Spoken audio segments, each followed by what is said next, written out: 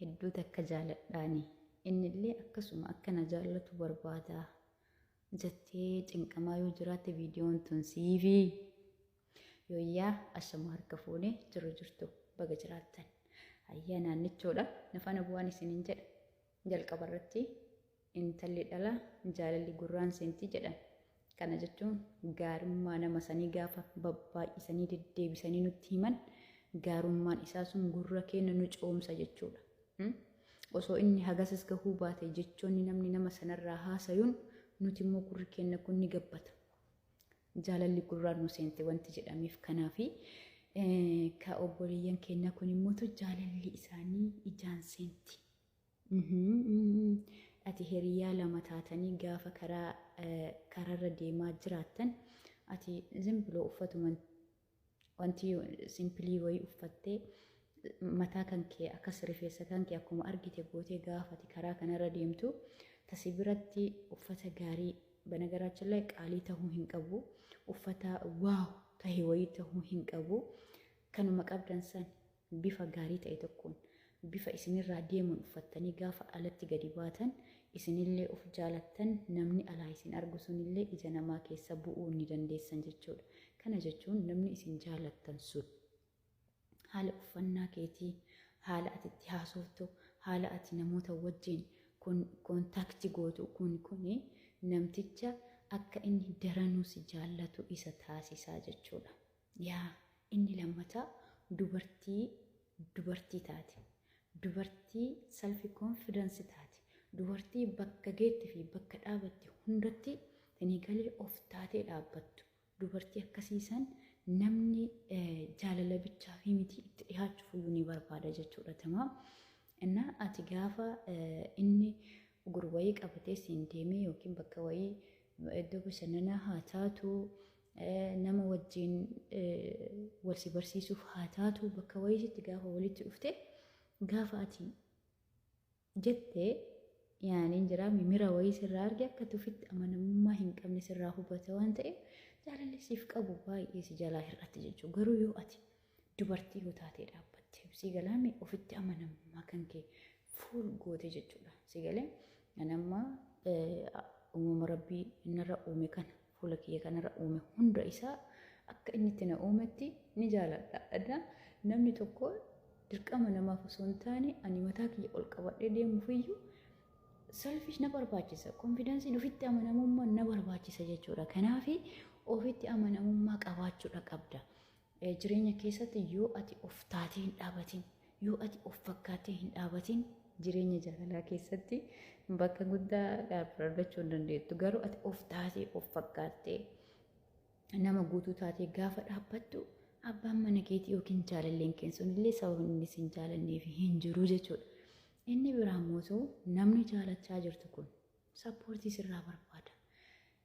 Gunni hojii wayii eegalee akkana godheeraa waan akkanaa sirra jira gaafa inni siin jedhu yaa jabaadhu abbaa mana kiyyaa of duraa jaalallee kiyya isa ammaa jabaadhu jedhiin jabaadhu waan hin taane illee sitti fiduu danda'a. Beeka yaana wanta sammuun keessiin fudhan illee sitti fiduu danda'a. Yeroo sanitti akkamitti akkana goota akkamii waan akkana goota akkamiin natti osoo hin akkana goota jettee gaafa tarra barra dhaabbattu amma nuna caqacaqu eegaltee booda eessan nageetti siin jedha waan ta'eef gara jireenya ofiititti si affeeruu dhabuu danda'a.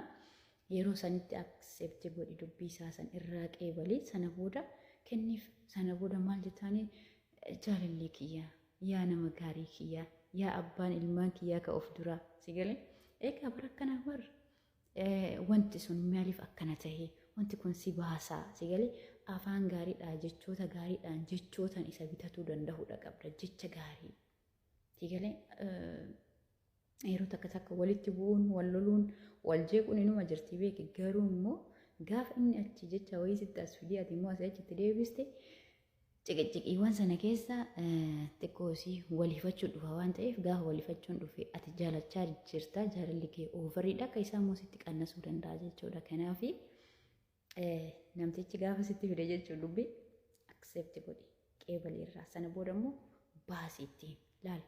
Wanti kun bara akkanaa wanni kun akkanatti nu miidhuu hin danda'u jireenya keenya keessatti hangam takka bu'aa qaba jettee suuta batara gaggamanfas si galee nama keetii miire nama abdattee ragaa jettee jechuudha gaafate dubbii tana asii achitti deebiste mucattiin kun tasgabbooftuudha.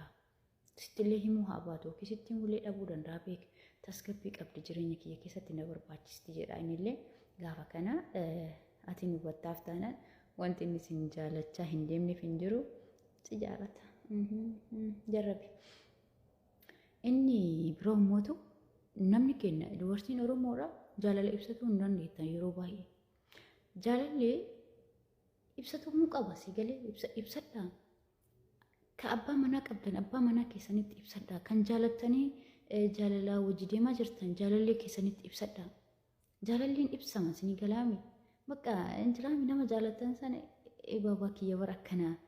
Xigalee abbaa mana kiyyaa bara akkanaa jaalallee kiyya bara akkanaa wanni sun akkanaa bara. Ani iddoo takkasi jaaladha iddoo takkasi kabaja bakka siif qaba. Xigalee riilii dhugaadhaan jechuudha. Dhugummaa onnee teessan keessa waan jiru san baasaa itti kennaa baasaa kennaa fi jaalala san jechuudha. Ibsaa fi sigalee akkuma nuti jechoonni nu bittu isaanillee yeroo tokko jechoonni ni barbaachisaa sinii galaame. Jechi shamarran nuti maaruuf yaani habiibiti yaa hubbiti yaa gaafa nuun jedhaan oh my goodness hedduu takka nuti tola jechuudha. Dhannaa dhiirillee jechoota gaggaarii ni barbaaddi maaf hin barbaanne jecha mimmi'aayaa afaan kee keessaa ba'u sirra eeguu danda'a garuu naan jedhi siin hin jedhu malee dhannaa fayyadame faarsiin itti himi jaalala qabdu ibsiif yeroo takka immoo በነገራችሁ ላይ ዋን ተከተከ ከና ገረገራለ ጃለላ ከሚየሱ ቤካ ፍዳቹ ብቻው ሶንታን ይከኑለ በራዳ ከነኒ ፍዳታን ጀቻፊ እኒ ብራሞቱ namtichi keessan kun kan amma jaalattan kun gaafa tokko akkanumatti jechuudha lafumaa ka'e isinitti qoosoo barbaada isinii hojii taphachuu barbaada